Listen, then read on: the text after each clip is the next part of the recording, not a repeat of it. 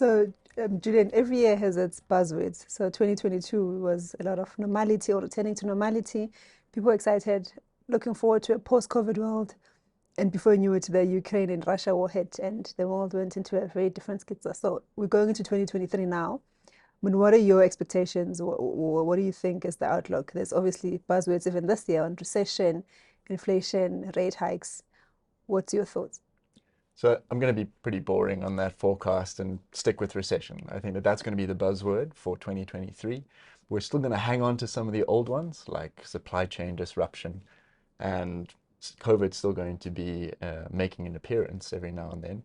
But I think that recession is going to be the theme. But interestingly, we're not really panicked about recession. Everyone's talking about it, but we've almost accepted it. Like we've come to terms with it in 2022 that we're going to get there.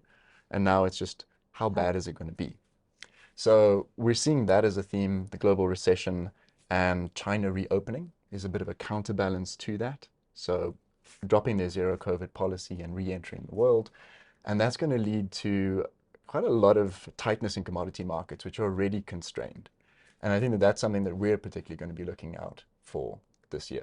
Okay, and actually, interesting point now that you touch on commodities. So in 2020, 2021, and a bit of 2022 came with a lot of increases in prices. There's a lot of supply constraint, especially with the Russia and China. And now we're going into 2023. Where do you think, where do you think that's going to land? And there's some things that were highlighted a lot in the previous years with renewable energy, battery minerals. What do you think now going into 2023 will happen? Fortunately, I think that some of those themes are going to play out for more than 1 year. So our forecasting turns out long term. And I think that the roller coaster hasn't stopped. So we have settled at lower prices than we saw the peaks back in 2022. And I think that's good for the world economy, right? We're at more sustainable levels, still high prices. Companies are making good returns on their investments, but they're not at levels that are necessarily as detrimental to global economic growth. So I think those are generally good. Your energy complex is still extremely tight.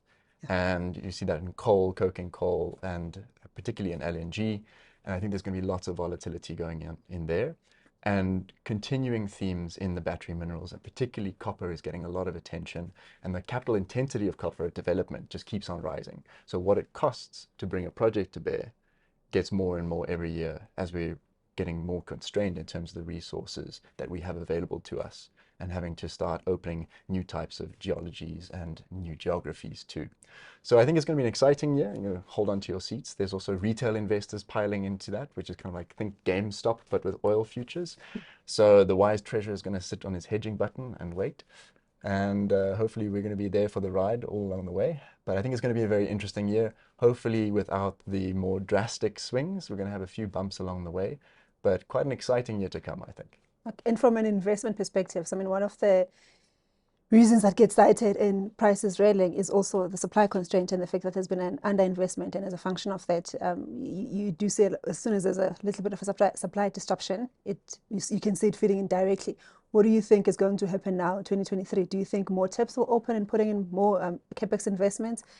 Having seen that 2020 to 2022, there was at least a bit of a good return on the asset class overall.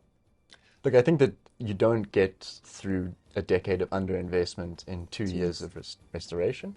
We are seeing capex tick up, so investment in both exploration and in project development, which is good. A lot of that's replacing, so we need to have that sustaining capex. But there are new projects coming on, but still quite slow. So the amount that is needed to invest, particularly for the climate transition, is chunky. And I think that it's going to take more time for that to come through, and we're going to have volatility around that. We're seeing that there's just not enough kind of commodity in the market to have comfortable buffers like we had before. And LME stocks are at record lows. So I think that there's going to be quite a lot of friction in the market around those marginal tons. And we're not out of the woods yet.